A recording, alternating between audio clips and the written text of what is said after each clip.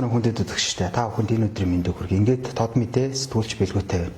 Энэ удаагийн дугаар маш сонирхолтой дугаар. Учир юу вэ гэвэл бид бүхэн одоо уран зураг гэж нэг гайхамшигтай энэ ертөнцийн талаар хүн бүхэн ярьдаг. Тэгэхээр энэ талаар ярилцахаар за Монголын урчууд дэвлийн хорооны гишүүн, за Америкийн хөрөг зураг нийгэмлэгийн гишүүн, за Алтан гад содонд, за Эрдэнэ болгон оролцож байна. За танд энэ өдрийн мэндийг хүргэе. За сайхан үйлчиж байна.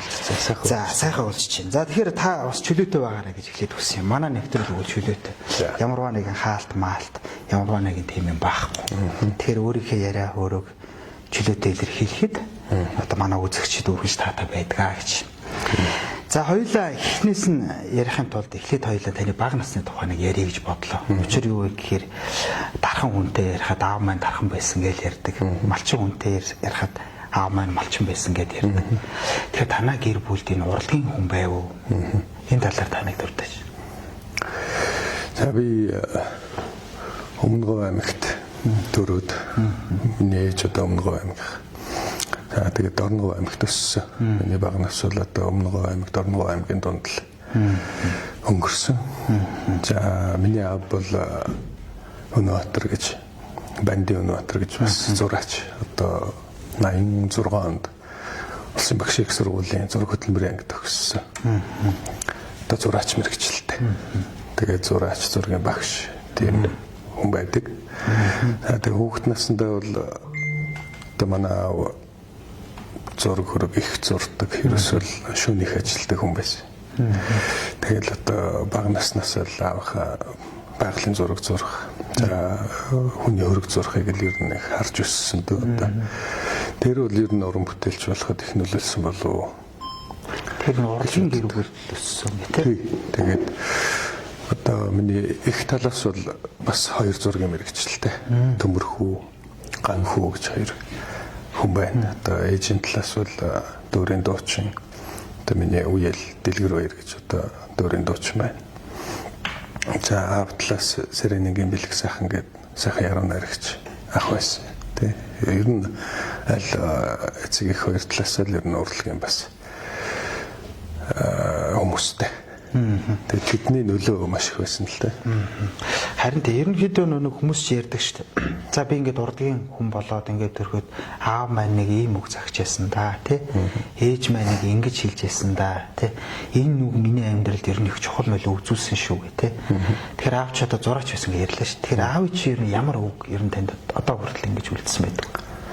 Яг ер нь манай аав зураач болох их дургүй байсан л да. Өөрөө ч зураач бол. За. Тэгээ энэ бол ер нь маш хүнд ажил. Хэцүү тий. Тэгээд бүх амьдралаа зориулна.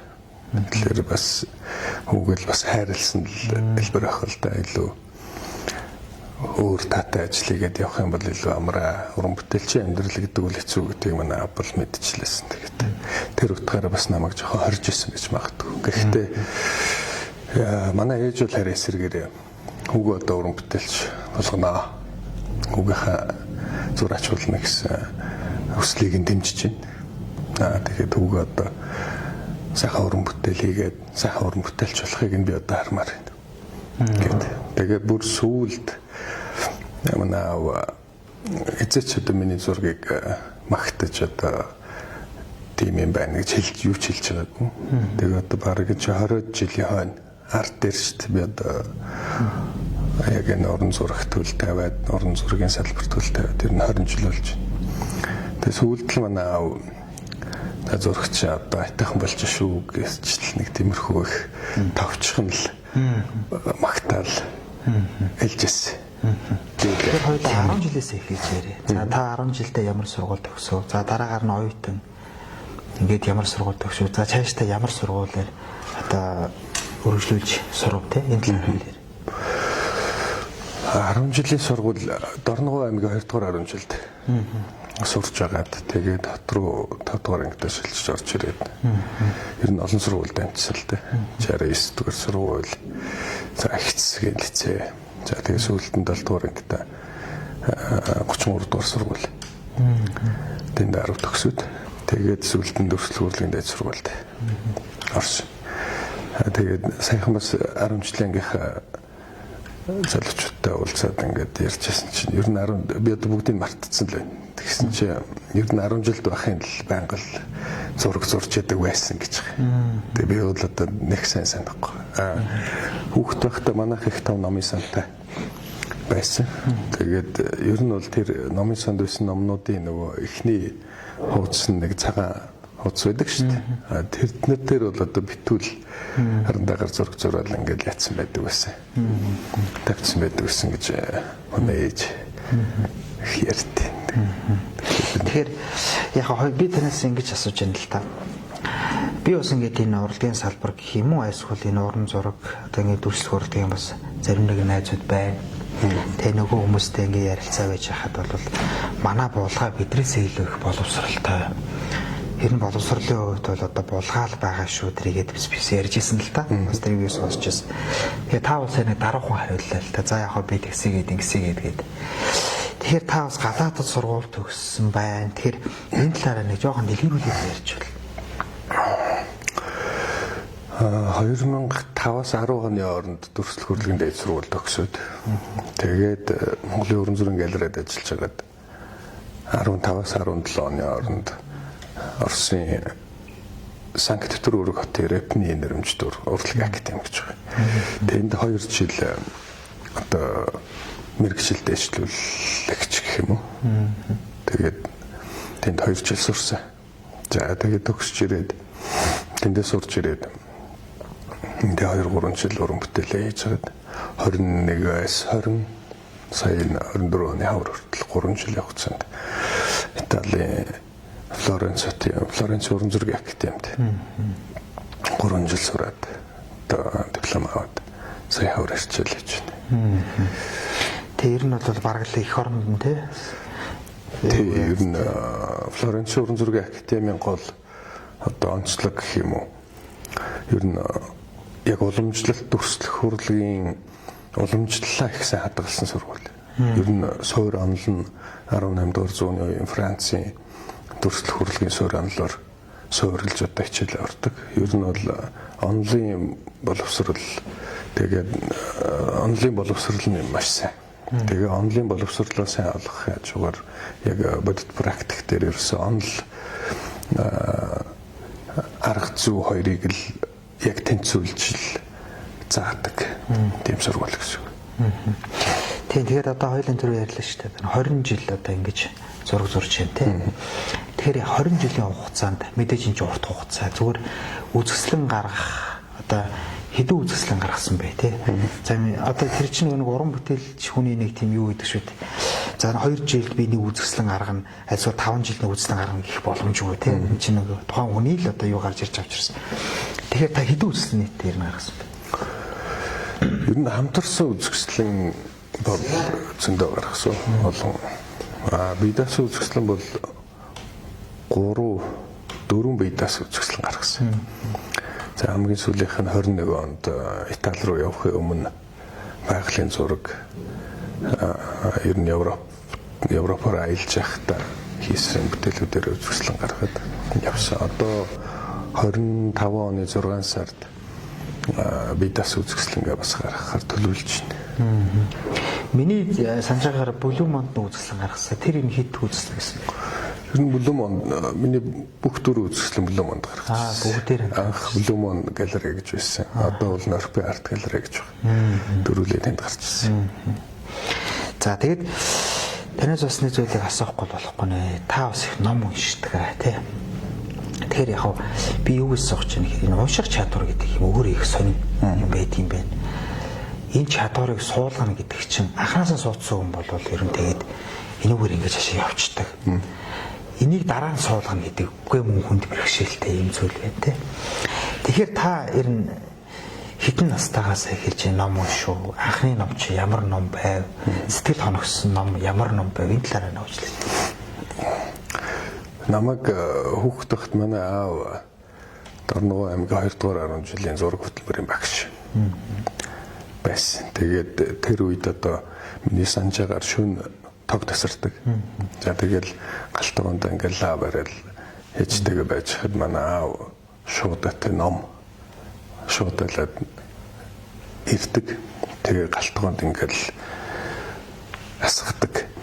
Тэгэл тэр нь би ч одоо жоох сургуульд ороогүй хөлтөл ер нь номын тэр зураг юмыг нь л их хардаг байсан. Тэгээд баг байхад манай аавын баг дуу манад амьдэрдэг. Тэгэл мөн өгчээр их үлгэр уншуулдаг. Одоо үлгэрийн далай гэж сонин бас үлгэр ертөнцгээл сонин дандаа үлгэрүүд гардаг. Тэгээд дэлхийн бол Монгол ардын үлгэр. Ер нь бол Монголын бараг бүх үлгэр дэлхийн одоо ер нь тухайн үед хэвлэл ном болж гарч ирсэн бүх үлгэрийг л ер нь уншуулдаг байсан. Тэгээд сүүлдээ өөрөө сургуульд ороод уншдаг болоод өөрөө уншдаг болоод тэгээд хамгийн эхэлж уншсан ном бол гайхамшигт Монгол морь гэж Джеймс Олдрич гэж хүний гайхамшигт Монгол морь гэж номыг бүтээсэн. 20-р дайны тухай юу шүү. Монголоос морь очиж буцаад Монгол үүдэг. Нэг урагшаа Вьетнамын тэгээд тэр хүүхэд одоо Монгол тэр морины эзэн Монгол хүү хоёр цагтлаар харьцаж байгаа тухай. Тэгээд тэр номыг уншичвал би одоо бүр ойлжсэн.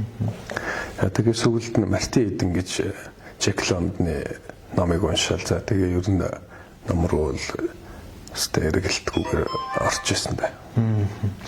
Би таны урлагаар нэг одоо хэдэн жилийн өмнө юм бэ? Бас нэлээд хэдэн жилийн өмнө орж ирсэн. Буддын нэг ганц хоёр номнууд харагдаад байх шиг байсан. Тэгээ та ер нь буддын чиглэлийн ном уншиж байна. Бурхны шишний чиглэлээр. Гэхдээ яг бүх төрлийн ном сонирхно.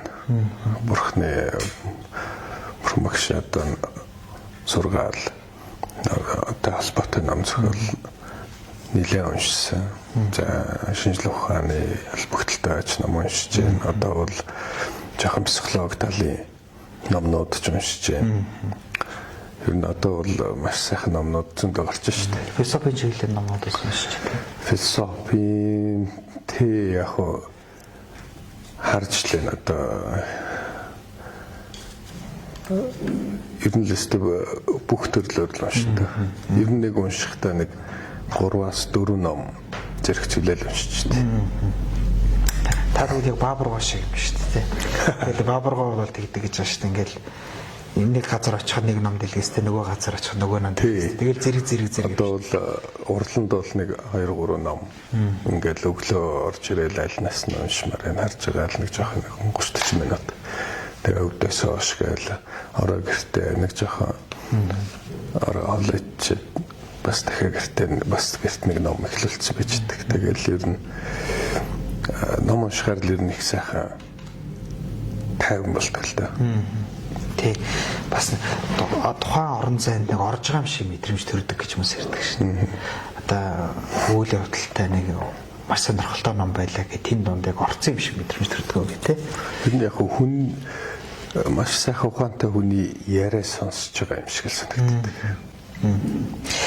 За тэгэхээр хоёул олон улсын үзэсгэлэнгүүдийн талаар бас нэг жоохон яриа гэж бодлоо. Та мэдээч одоо ингээд Оросд сурч ирсэн байна, Италид сурч ирсэн байна те. Тэгэхээр та олон улсад ер нь хэдэн үзэсгэлэнд орсон бэ? За уралдаан тэмцээнд бүтээлээ явуулж байгуу те. Энэ талаар та нэг дурдаач.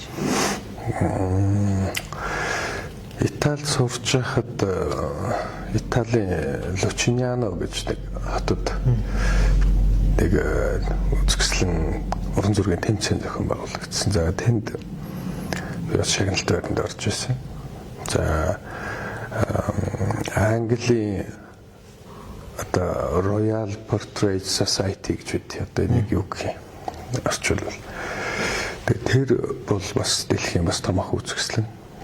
Тэр үзэсгэлэнд бас надлан нэг хөрөг зургаараа оролцсон. Бас финалийн шатанд шалгараад семифинал буюу одоо хагас финалд шалгараад тэгээд одоо яг үзэсгэлэн гаргах одоо сүүлийн шатанд бол тэнцэж чадаагүй бас ээжсэн. Гэхдээ бас хагас финал шалгарна гэдэг бол бас амжилт.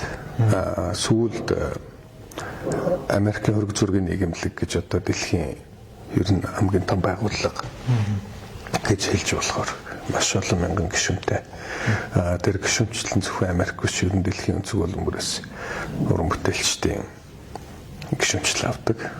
Тэгээд сая 10 сард гишүүдийнхээ дунд зохион байгуулсан үзэсгэлэнд мянган гаруй уран бүтээлч бүтээл өгснөөс 20 гаруй бүтээл шалгаруулсан байна. Тэнд нь одоо бас шалгарч хөрөг зураг маань шалгарч орсон байна. Тэгээд гихмчлэн яг одоо Шанхайд нэг жижиг хэвтер үзэсгэлэн гаргаж байсан. Бэйлэх тусна жижиг хэвтер үзэсгэлэн гаргаж байсан. Тэг. Гихмчлэн. Би тэг бас хүмүүсээс их асуумар санагдаад байдаг. Юу гэхээр би ингээд дуучтай ингээд бас ярьцлага хийж ялаа. Одоо та бид өдөр нэвтрүүлгээс өмнө би каллиграф гэж ярьж байлаа тий. Тэгэхээр хамаг Монгол гэл одоо өсөлгөд их ярьдаг болчиход байна шүү дээ. Тэгэхээр та энэ хаваар ер нь үзэсгэлэн гаргаж яваа. Энэ хавийн уран бүтээлчтэй хамтарч ажиллаж байсан гэдэг байна. Гэхдээ юунд тэр чинь хэдэн онд үлээ? 18 билүү 19 онд Киргизэд Шанхай хамтын ажиллагааны нийгэмлэгийн хурал болж ирсэн. Тэгээд тэнд дэлхийн 40 50 орны ерөнхийлөгч очиж ирсэн. Тэгээд нэг орноос нэг уран бүтээлч гэдэг. Манай Монголоос Батлан ерөнхийлөгч очиж ирсэн баг.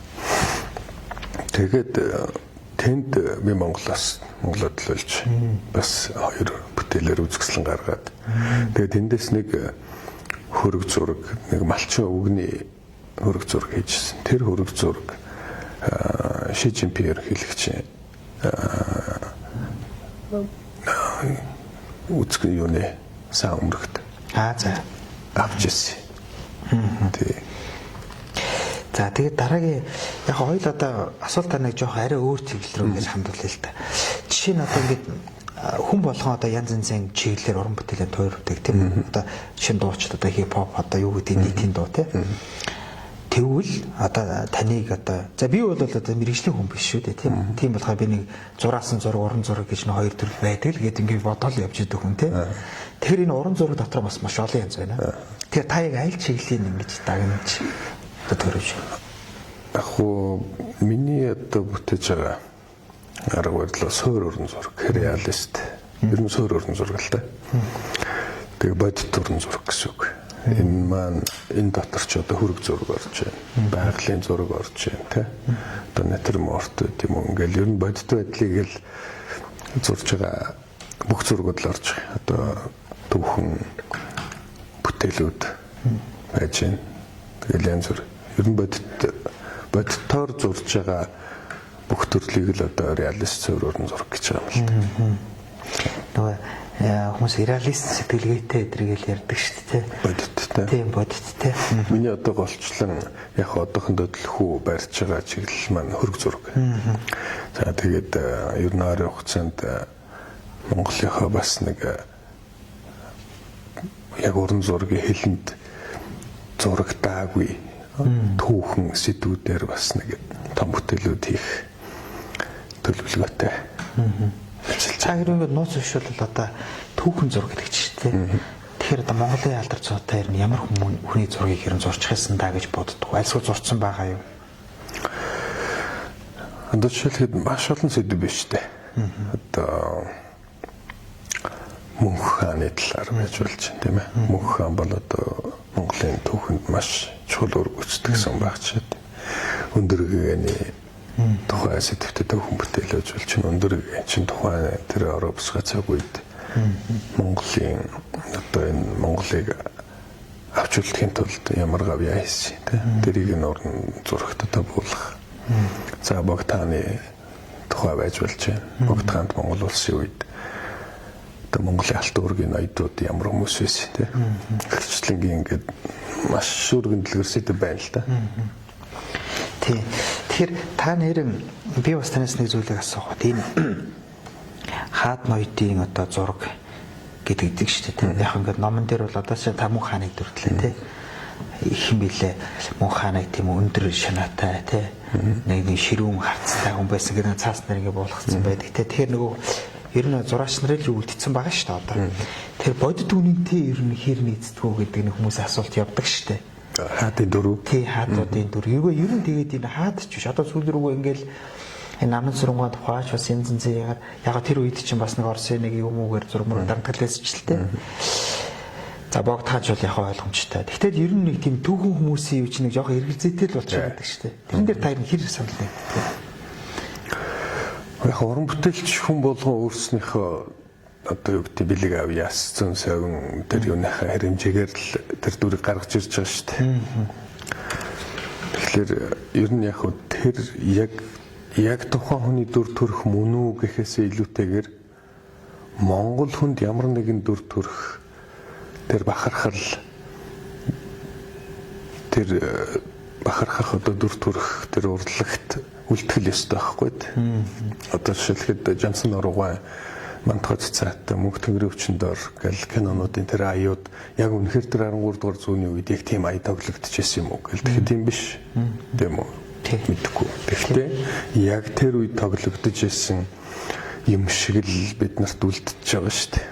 Тэгэхээр энэ орон зурагт ч гэсэн одоо яг ийм хүн байсан юм байна. Ийм одоо дүр төрх байсан юм байна гэдгийг л уран бүтээлчд үлдээж энэ хожим хоош үед ингэж үлтгэл ёстой юм шиг байна.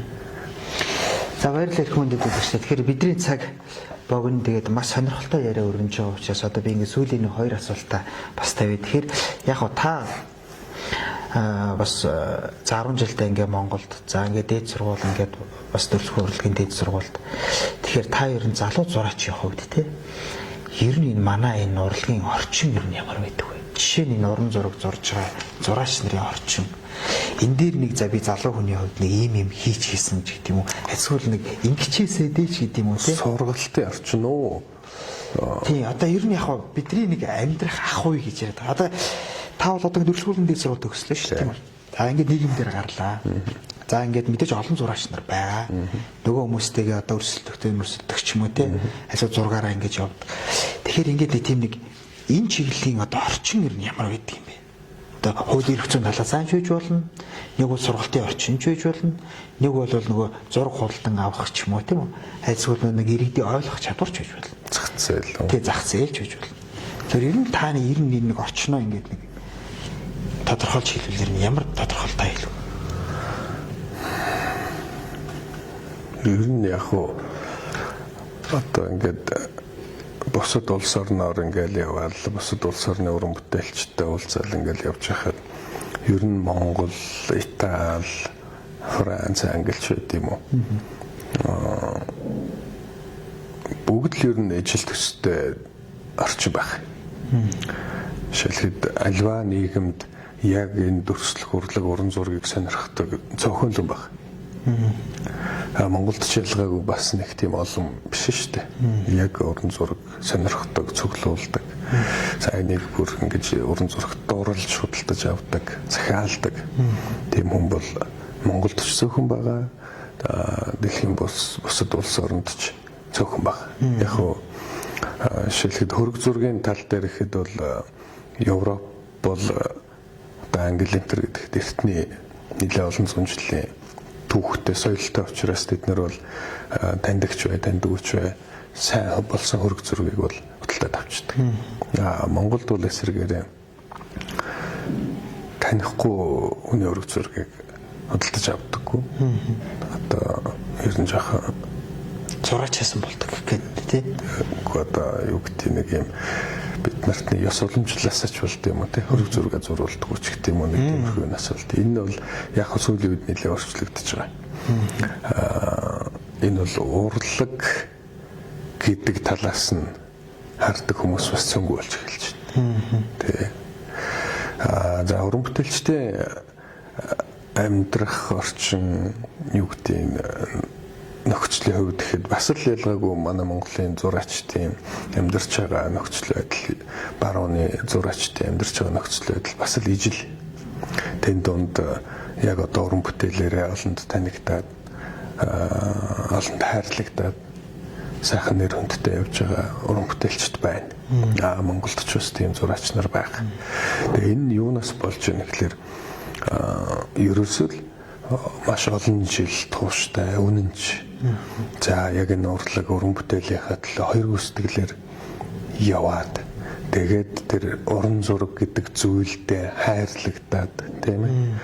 Тэгээд тэрнийхээ гайхамшигыг одоо уран зурагтаа буулгаж чадж байгаа. Жинхэнэ одоо уран бүтээлчд бол альчулс орон сайхан л амьдраад явж байгаа. Том хүнээсээ. За бид үл одоо би бүр танаас ингэж нарийн асууя л та. Хууль эрх зүйн орчин гэдэг хоёлын тэгвэл яриа л та. Ер нь манад ийм хууль эрх зүйн орчин тэр оюуны бүтээлийг үнэлэмжээр яриад юм. Жишээ нь одоо таны нэг зургийг дураалга зурчихжээ. Нэг хүн. Тэгээ таныг зурсан ч гэдэг юм уу те. Ингээд явж штэ надаар. Тэгэхээр энийг хамгаалах тийм үү? Таны тэр оюуны бүтээлийг хамгаалах хууль эрх зүйн орчин. Манайд ер нь сайжирсан шүү дээ. Ер нь соёлын амнаас тэр оюуны бүтээлийг хамгаалах хууль эрх зүйн орчин бол 2-3 хэдэн жилийн өмнө л ер нь нэлээд сайжраад явж байгаа шүү. Одоо ер нь том сайжирсан. Өмнө нь бол одоо миний зураг энтриг хуулаад зурцсан, зарцсан тэр тиймнүүд байдаг. Одоо бол яг тэр хууль эрх зүйн орчноо хөөцөлтөд ингээд явах юм бол амархан одоо шийдэгдэх тийм нөхцөл үүссэн байна. Маш сайн байна. Ер нь нэлээд сайжирсан шүү. Энэ тал дээр бол таны үзэл хангалуун байна тийм. Тэр бол за тэгвэл яг одоо тэг хүмүүс чи ярьдаг шүү дээ. За одоо ингээд хүүхд залуучууд гэж тийм. За ялангуяа уран зургийг ойлгодог болох юмсан, уран зургийг сонирхдаг болох юмсан, тэндээсээ таашаал авдаг болох юмсан ч гэх юм те. Тэгэхээр та ер нь нэг залуучуудад хандсан одоо сургалт ч юм уу тийм үү? Иймэрхүү чиглэл ажил хийж байна. Нэг 2-3 хүүхдэд хичээл зааж байна. Яг урдлангаараа. Бүр танхимаар бол одоо хичээл заахад жоохон цаг муутай. Яг өөрөө уран бүтээл дээр ажиллаж байгаа болохоор. Гэхдээ яг ер нь миний санаа бол заавал хүн болгон уран бүтээлч болох албагүй.